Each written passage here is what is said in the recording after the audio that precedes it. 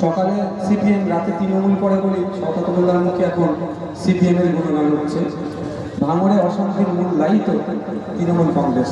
তৃণমূল কংগ্রেস নতুন করে বাংলার মানুষকে অশান্তির আগুনে জ্বালাবে বলে এই নটোরিয়াস ক্রিমিনাল যিনি মমতা ব্যানার্জি যাকে বলেছিল তুই বোম বাঁধিস, তাকে দায়িত্ব দিয়ে তারা অবজার্ভ করলো। শওকত মোল্লা সাহেবকে বলবেন যতই সিপিএমের আপনি গুণগান গান না কেন, আপনাকে জেলের ভাত খেতে হবে। আপনি ভাঙড়বাসীর সাথে যে অন্যায় করেছেন এর জবাব ভাঙড়ের বিধায়ক আমাদের মাধ্যমে আপনাকে দেবেন। বসে বললাম না ভালো হবে, না না দাঁড়িয়েই বলেন।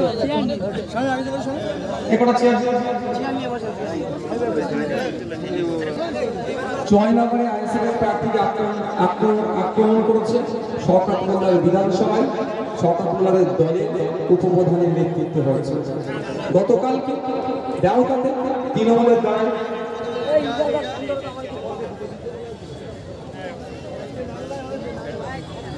নাংলাতে থেকে শুরু করে আজকে ডায়মন্ড হারবারে তৃণমূল আইএসএফকে বোম দিয়ে পিস্তল দিয়ে রোখার চেষ্টা করছে। আইএসএফ সত্যের ঝান্ডা নিয়ে এগিয়ে যাচ্ছে, সমাজ ব্যবস্থা পরিবর্তনের জন্য এগিয়ে যাচ্ছে। সুতরাং ওই বোমগুলি পিস্তলকে তোয়াক্কা না করে এগিয়ে যাচ্ছে। ওই বোমগুলি বোমকে চমকে মিথ্যা কেস দিয়ে আইএসএফকে আটকাতে পারবে। একজন পুলিশও আক্রান্ত হয়েছেন কি? হ্যাঁ, ওই তো একজন মহিলা পুলিশ কর্মীকে আক্রান্ত করছে তৃণমূলের ওই দুষ্কৃতী বাহিনী।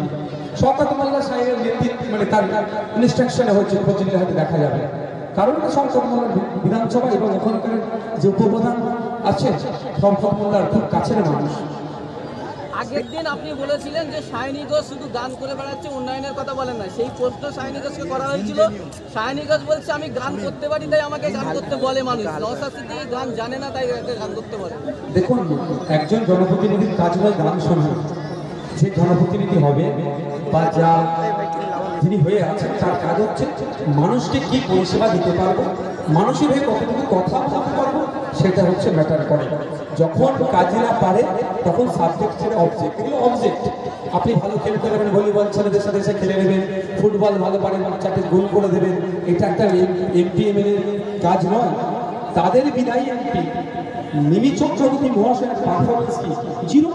তার জিরোটাকে এখন সামনে দিতে এসে সাইনে দিদি কি করছেন এখন? ওই গান শোনাচ্ছে মানুষকে। আর কি কাজ আছে এদের? এদের তো এতটুকুই আউট, এর বেশি এটা পারবেও না। ভাইজান, জয়নগরে যদি প্রার্থী আক্রান্ত হয় কর্মীদের কি বলবেন? কর্মী প্রার্থী রেডি আছে, মারবে রাখা চান করে দিয়ে হবে। ভাঙড়ে এমন কোনো আইএসএফ এর দায়িত্বশীলেরা আছে, খুব কম আছে, তারা জেল খাটায়নি। তো কি হচ্ছে? আটকে রাখতে আছে, মরিমূর্তির মতো কেস দিয়েছে। আমরা কি বলেছি? যত কেস ওরা কেস দিয়ে হাঁপিয়ে যাবে। আইএসএফ কর্মীরা মার খেয়ে কেস দিয়ে জেল থেকে হাঁপাবে। তৃতীয় দফার ভোট হয়ে গেল। আইএসএফ এর যে 17টি আসন দিয়েছিল তার মধ্যে 3টি আসনে ভোট হয়েছে। কি ফলাফল হতে পারে, কতটা আশাবাদী? 4 তারিখে বুঝতে পারবেন। জঙ্গিপুর, মুর্শিদাবাদ থেকে শুরু করে বাংলাঘাট যেগুলো দিয়েছে, 4 তারিখে যখন ইভিএম মেশিনের গণনা হবে তখন বুঝতে পারবেন আইএসএফ কেমন বাজিমাত করছে। আইএসএফ বিজেপির সুবিধা করার জন্য নাকি প্রার্থী দিয়েছে, এমনটাই বলছে শওকত মোল্লা। শওকত মোল্লা সাহেব ঠিক কথা বলেন, ওনার কথা কম কথা বলুন তত ভালো। ন্যাশনাল হিউম্যান রাইটস কমিশন ঘোষিত নটোরিয়াস ক্রিমিনাল মমতা ব্যানার্জিকে কি বোম মারিস, উনি আমাকে কি বলতে বলেন?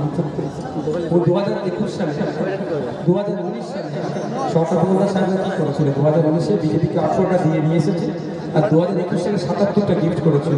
এবারে কথা বলছি, এবারে কটা সিট বিজেপি তৃণমূল পার্টিরা ভাগাভাগি করে নিচ্ছে। শওকত মোল্লা তো সিট ছেড়ে দেবে, খোঁজ নিয়ে দেখুন না। শওকত মোল্লা বলছে যে বুথ স্তরে যদি হার হয়ে যায় টিএমসি, তাই সেই সদস্যদের বাদ দেওয়া হবে, এমনটাই হুমকি দিচ্ছে তাদের সদস্য।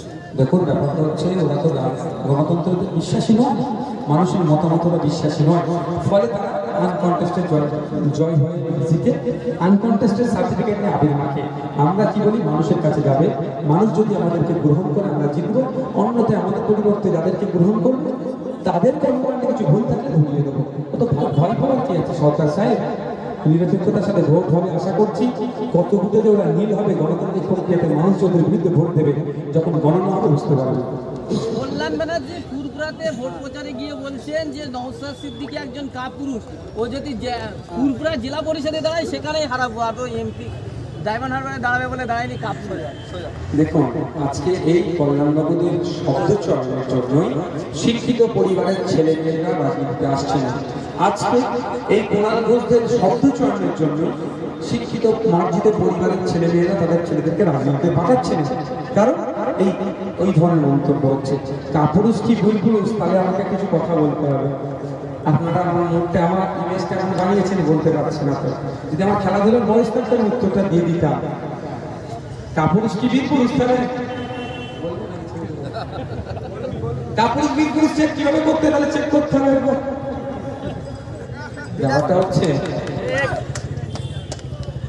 অবাঞ্ছিত মন্তব্য কেন কোশ্চেন করেন, বলে ফেলে এখানে অনেক। আমি বলছি না সিপিএম তো সারাদিন ওকে মাতাল মাতাল মাতাল বলে যাচ্ছে, আমি বলছি না ও মদ খাবে কি খাবে হ্যান খাবে আমার দেখার দরকার নেই। ওনার দায়িত্বটা কি পালন করেছেন? উনি পালন করেননি। আমার প্রশ্ন হচ্ছে যে দায়িত্ব দিয়ে ওনাকে পার্লামেন্টে পাঠানো হয়েছিল সেই দায়িত্ব উনি পালন করেননি। আমাদেরকে পার্লামেন্টে পাঠালে আমরা আমাদের দায়িত্ব পালন করবো। যেভাবে ভাঙড়ের মানুষ দায়িত্ব দিয়ে আমাকে পার্লামেন্টে পাঠিয়েছিল, শিক্ষা, স্বাস্থ্য, কর্মসংস্থান, কৃষকদের সমস্যা, আপনার লেদার কমপ্লেক্সের সমস্যা, হিমঘরের সমস্যা, বাস রুটের সমস্যা, 2 নম্বর ব্লকে ডাউটা থেকে পুরীতে আসতে চায়, বামনঘাটা থেকে আসতে চায়, কত তাকে ব্রেক জার্নি করে আসতে হচ্ছে, অটো ভাড়া দিয়ে আসতে হচ্ছে। আমি যে রুটের কথাগুলো বলেছিলাম, এই বিজয়গঞ্জ বাজার থেকে হাওড়া পর্যন্ত আমি রুট, এদের অনেক রুটের প্রস্তাব দিয়েছিলাম সরকারকে, কিন্তু অপদার্থ সরকার করেনি। আমি আমার দায়িত্ব পালন করে দিয়েছি। বিধানসভায় নওশাদ শুভেন্দু সিংহ কোলাকুলি করে আর ভাঙড়ে এসে মোড়া কান্না কাঁদে মুসলিমদের জন্য। আমি শুধুমাত্র মুসলমানদের জন্য মায়া কান্না কাঁদিনি, আমি বঞ্চিত মানুষের জন্য কাঁদি। সে দলিত, আদিবাসী, মুসলিম যে কোনো বর্ণের মানুষ হতে পারে। ওই জন্যই তো বলছি বিধানসভা টিভি চালু করে দিতে। যে অপদার্থ এই ধরনের অপদার্থের মতো কথা বলেছে, সেই অপদার্থকে বলবেন আপনারা বিধানসভা টিভি চালু করুন। ভাঙড়ের বিধায়ক বিধানসভায় গিয়ে চোখে চোখ রেখে মমতা ব্যানার্জিকে এমন কোশ্চেন করে উত্তর দিতে পারে না, মন্ত্রীদেরকে এমন কোশ্চেন করে উত্তর দিতে পারে না, সেটাও আমরা তো দেখতে চাই। বিধানসভা